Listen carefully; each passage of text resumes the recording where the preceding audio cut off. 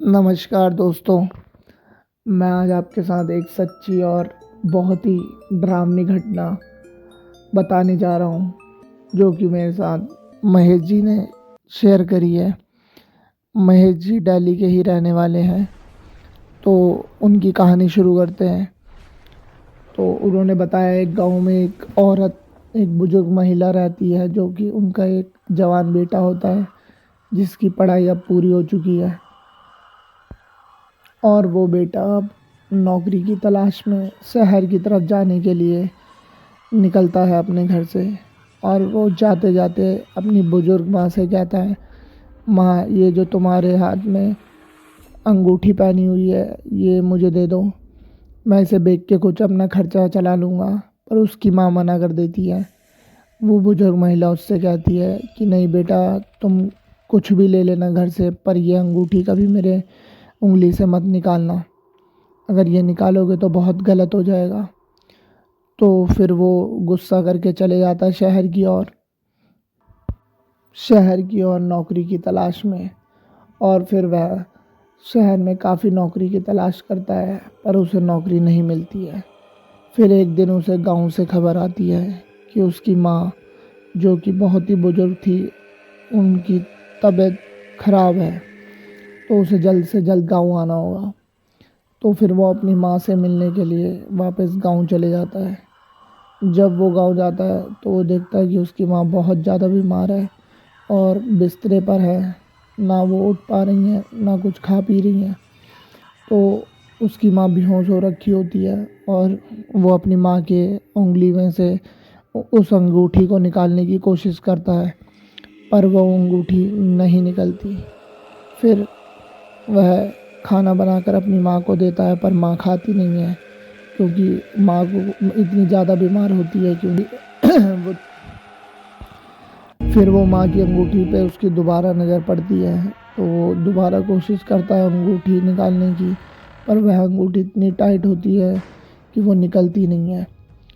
फिर वो अपनी माँ की देखभाल अपने पड़ोसियों को कहकर वापस नौकरी की तलाश में निकल जाता है शहर की ओर।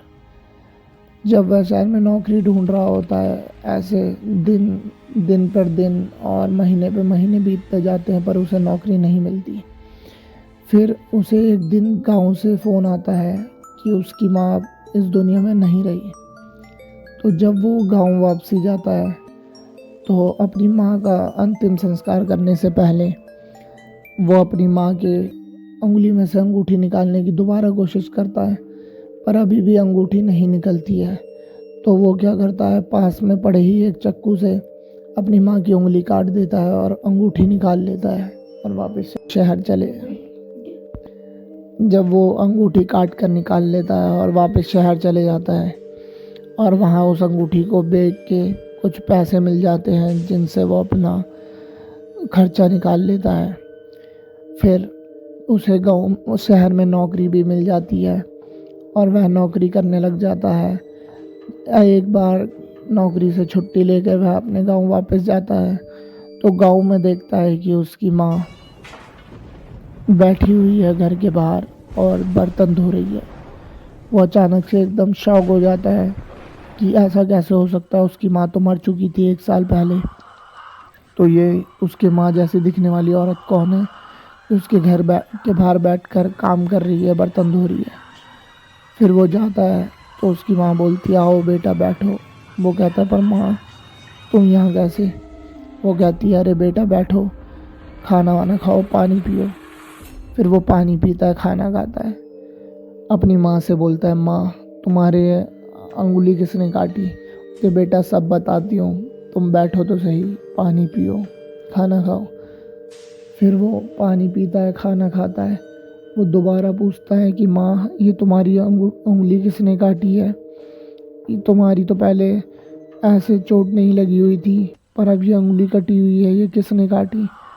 वो कहती है, अरे बेटा बताती हूँ, तुम बैठो, थोड़ा आराम तो करो, इतने टाइम बाद शहर से आए हो। वो कहता है, नहीं नहीं माँ आप पहले बताओ। फिर वो कहती है, तूने काटी।